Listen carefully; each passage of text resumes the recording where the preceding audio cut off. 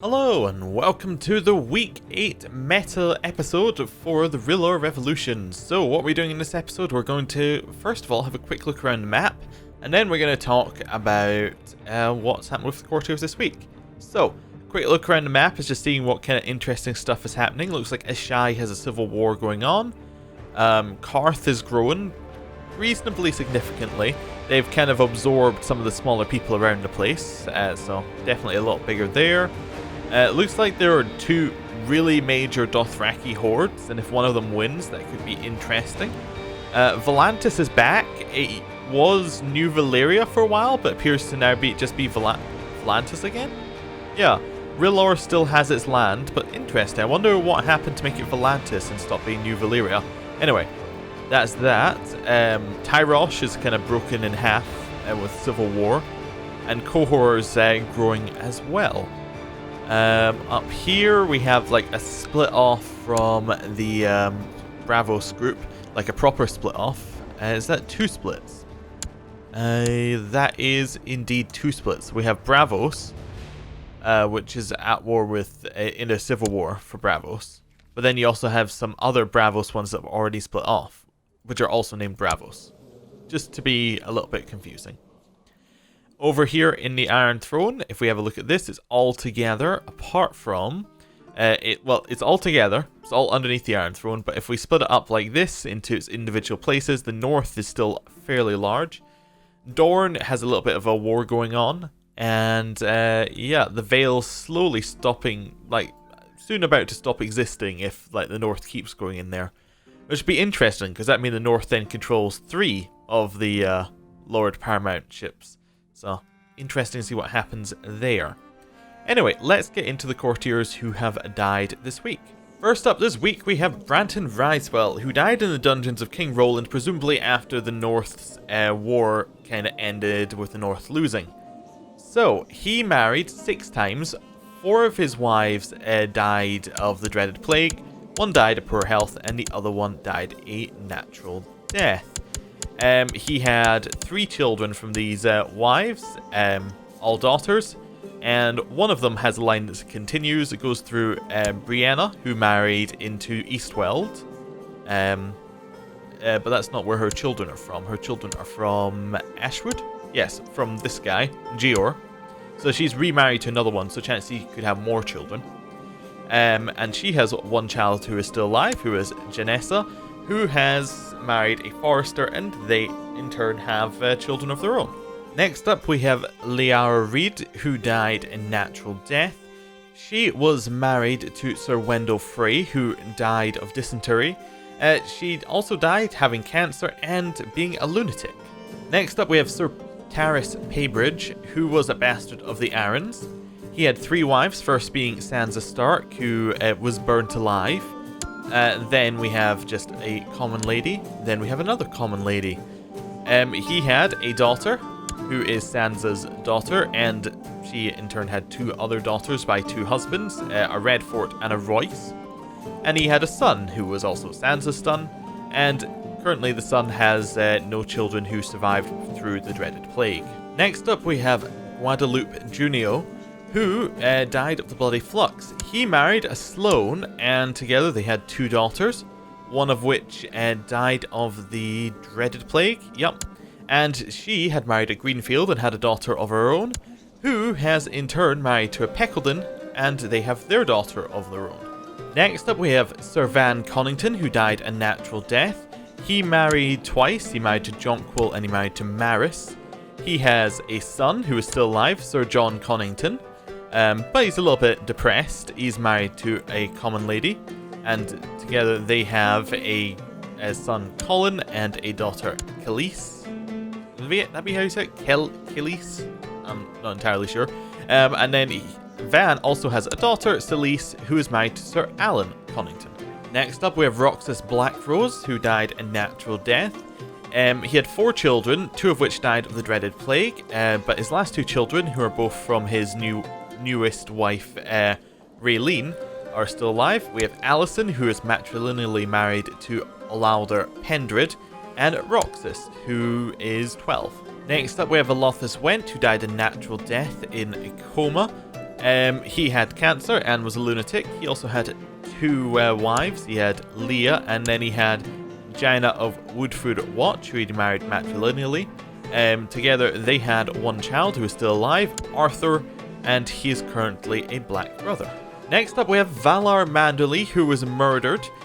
He was married to a Hooten, and together they had three sons, one of which died of pneumonia. His first son is Lord of Hosmond of Oakenshield. He is matrilineally married to a Hewitt, and they had one daughter who was killed by a rabble. He also has another son who is 13. Next up we have Oris Thrasis, who died under suspicious circumstances. He was added in with the other group of Thracises that were all added in at the same time. So chances are there may have been some infighting within this family. Next up we have Mort Calcathian, who was our ward for a while, was tortured, his wife sold into slavery, finally found freedom in King's Landing. Unfortunately, people in King's Landing did not want him there, and he was murdered by Aline Connington, who, coincidentally, was the wife of Lord Andrew Baratheon, who is a little bit closer to being in line to the throne now, because Mort was first in line. Next up we have Lolo Martell, who was captured during the Dornish Civil War, and was beheaded on the orders of Sir Tywell Clegane. Last but not least we have Casimir Messerschmitts, who was murdered, but we don't know by who, so it was probably a Lannister would be my guess. Right, now we've looked at all the dead ones, we're going to look at all the alive ones, and there aren't that many to go through, but there are a few. First one that we have is Joy Dustin. She is still going. She has not remarried after her husband dying actually quite a long time ago, looking at that.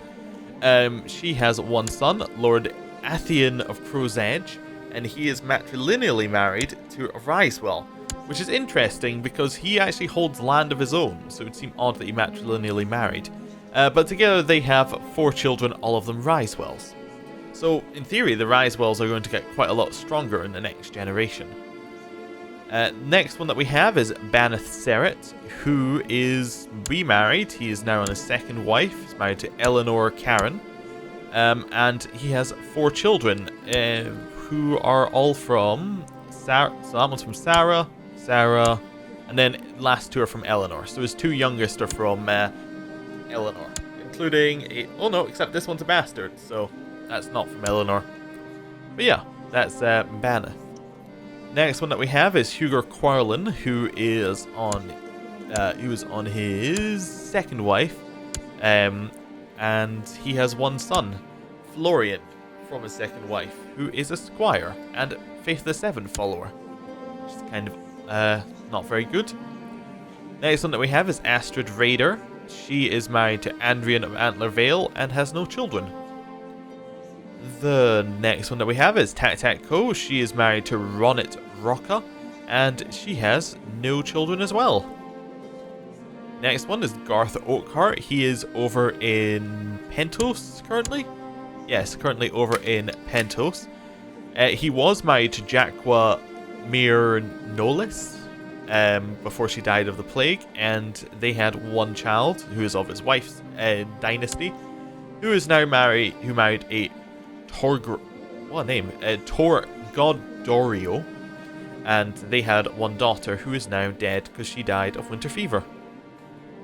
Next up we have Corlin Fireblade, who is married to Mina, and together they have one son, Radnek Fireblade.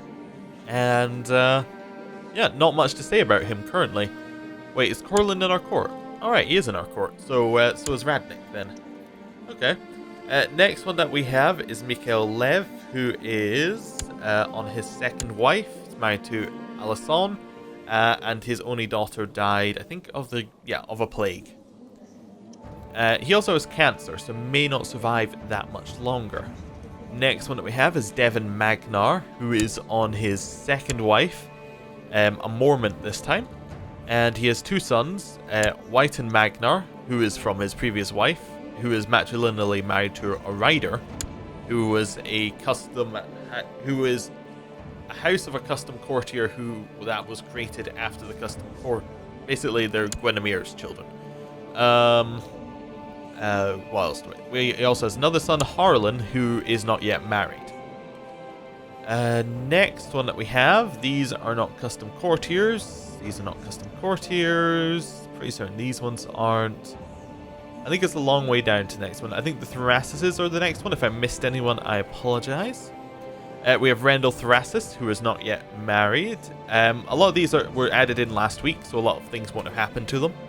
We have Nico Thracis, who is not yet married. We have Bon Thracis, who is not yet married. Seymour Lofston, who is actually already on his second wife. His first one was murdered. He's now married to Melinda Musgood, and he has 3 children already. All from his first wife? All from his first wife. Wow, okay. Oh, I suppose he does have hedonist and lustful, which together gives a 40% fertility bonus, so, you know, and he's strong, which gives him another 10%, so. Oh, I think also Grey Eminence? No, that only does it in the base game. But yeah, lots of fertility bonuses. I'm sure Grey Eminence gives a fertility bonus in the base game. I could be wrong, though. I need to double check that at some point. Next one that we have is Orin Raptor, who is matrilineally married to a Belmore, and they have 2 daughters, Lara and Grizzle. Next one that we have is Credence Tyrell, who is married to Jane Frey, and they have 1 son, Ulmar, who was just born. Next one that we have is Paul Schmidty, who is in charge of Cider Hall now. He is married to Huron, which is not a Westerosi house. No, it is a Volantes house. Okay, or Volantes. They have 1 daughter, Alyson, who is a dwarf. Next on the list we have Daenerys Targaryen, who is currently one-eyed. Looking at the traits, he must have started off one-eyed, I would assume. So there we go, he is married to Serena, and nothing much has really happened because they were added in this week. Next one we have is Alduin, who had his little rebellion, his adventurous war, which didn't really go anywhere. It kind of seemed like it. Yeah, this was the one that kind of got negated, wasn't it? Where it went in there and then didn't really do anything. Well, anyway, he's picked up a title. He's now the Bastard. And I think he's picked up a trait. I think Lustful's new. And he definitely didn't have heavy infantry leader either. So, you know, we may see him back in the future. But yeah, he was off doing adventuring stuff, so didn't marry. We then have Drakor Drakovich, who is married to Jenna, and not much has happened yet, because it's just been added in. We also have Meraxus Blackfire, who is married to Dearessa, the Unfaithful, of Ninmark, and he has 2 children, Eleanor and Jaceres, but his wife has another child, Davos Waters, who we don't know who the father is, but we can make some educated guesses. So, if we have a look here, he has silver hair, so he is Valyrian. I mean, his wife is also Valyrian, but, you know, we can make an educated guess that there is a chance that the other parent is also a Westerosi Valyrian. Just a guess. It may not be correct, but there's a chance there. Next one that we have is Carl Franz Reichland, who is apparently off in Astapor. I don't know why. Wait, was he not in Arcor originally? No, he wasn't. But now he's in Astapor, which is quite far away.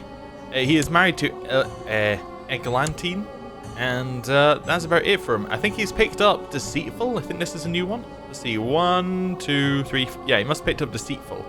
So yeah, he's become a little bit more intrigue focused. And is that all of them? Andre Dane, is he... I don't think he's a custom courtier. I could be wrong. If he is, there you go, that's him. Yeah, and the rest definitely aren't. Edric Dondarrion is not. So yeah, there we go. That is all of the custom courtiers for this week. It's a little bit shorter of an episode, but I mean, we didn't have 45 deaths this time, so that's good. Remember that there are no more custom courtier submissions from this point on because, well, the last custom courtier should have been submitted by Sunday. I'll probably accept anyone who submitted them today before this video went out. But yeah, no more custom courtiers. It should be roughly 2 weeks before the end of the series. And in the last week, we will attempt to do something, we'll have an epic ending. So, thank you for watching. I'll see you then. Goodbye.